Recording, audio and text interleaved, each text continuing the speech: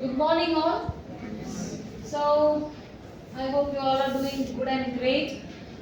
So in our topic for today's video lecture, I would like to take what is PowerPoint presentations and the checklist what you have to follow while you prepare for a presentation. Okay.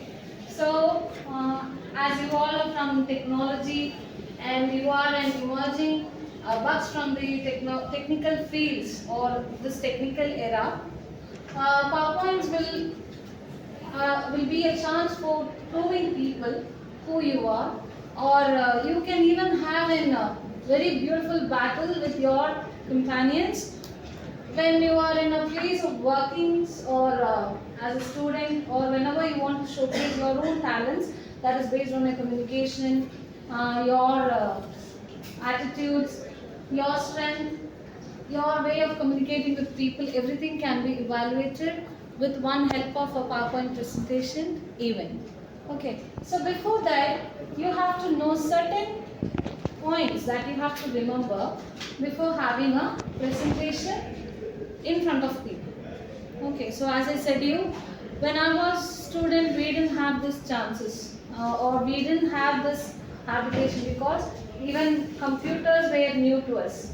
We'll be very excited to go and sit in a lab and use a system or a computer, a PC or something like that.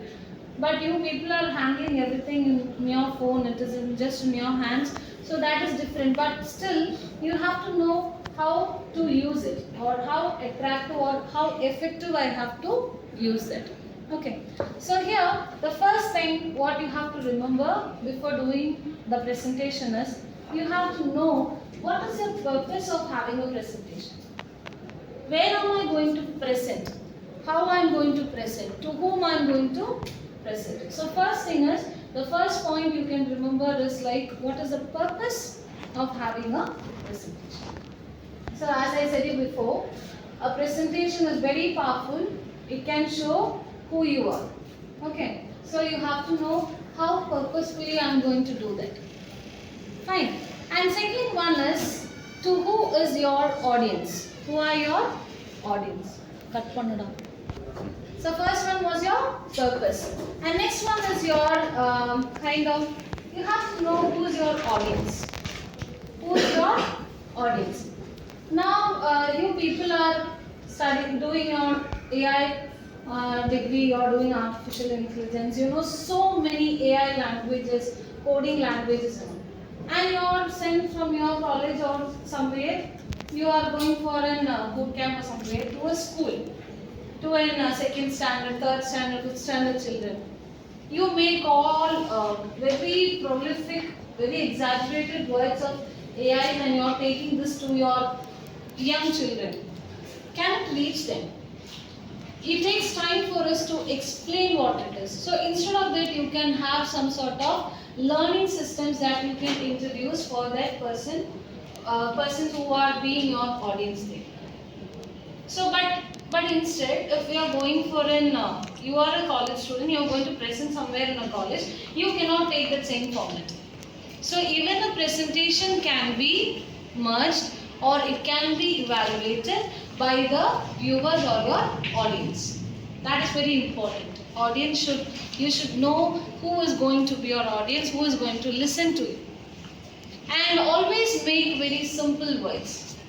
Always make very simple presentations that you can make much connectivity about. If you are having many spooky languages, that is very hi-fi languages, people cannot follow you.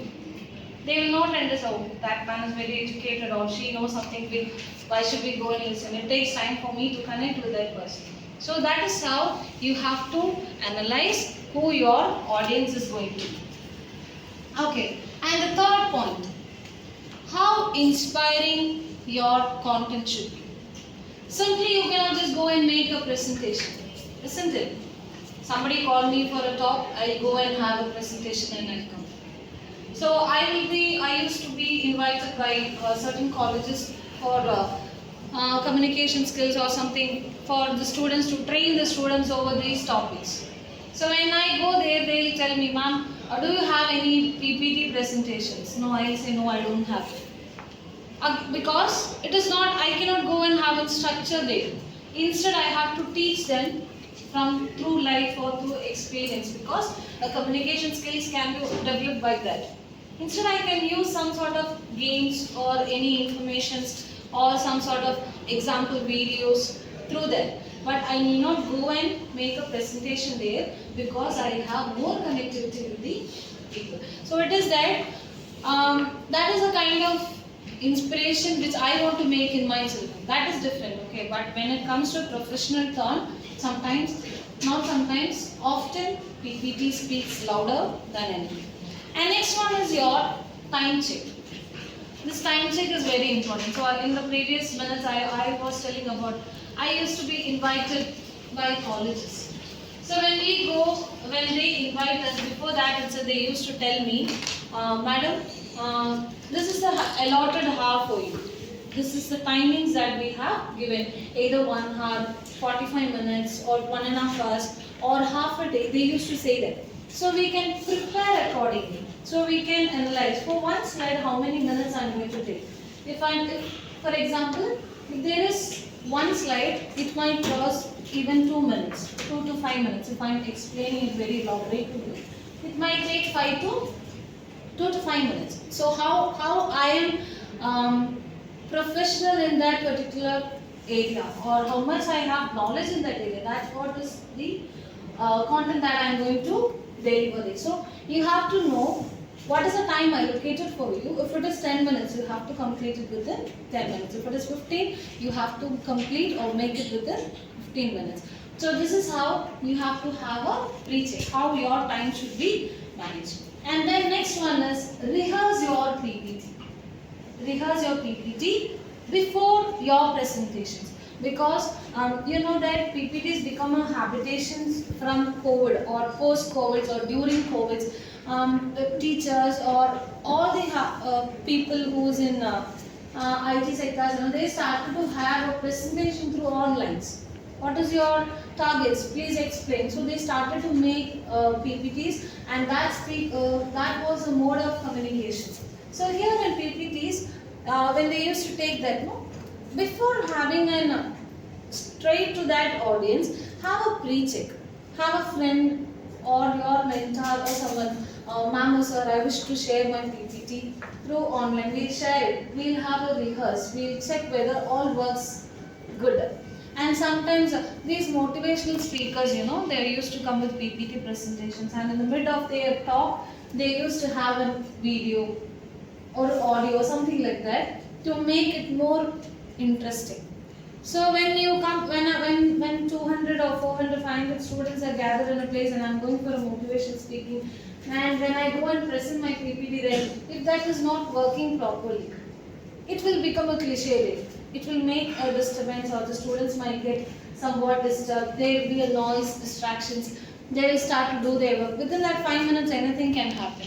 So always having rehearsal for your pre-prepared PPTs. And the last one is your check yourself.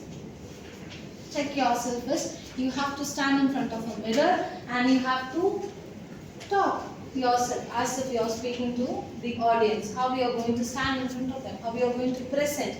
And there are many moments where, even I have noticed, there are many moments where the people will feel, people in the sense it is the audience themselves. Okay, so the audience will feel somewhat distracted by the way the people come and stand there. So that also should be avoided. Yes, you can have a friendly talk, but it doesn't mean that you have to have a very friendly body behaviors also. That is not applicable when you have a presentation.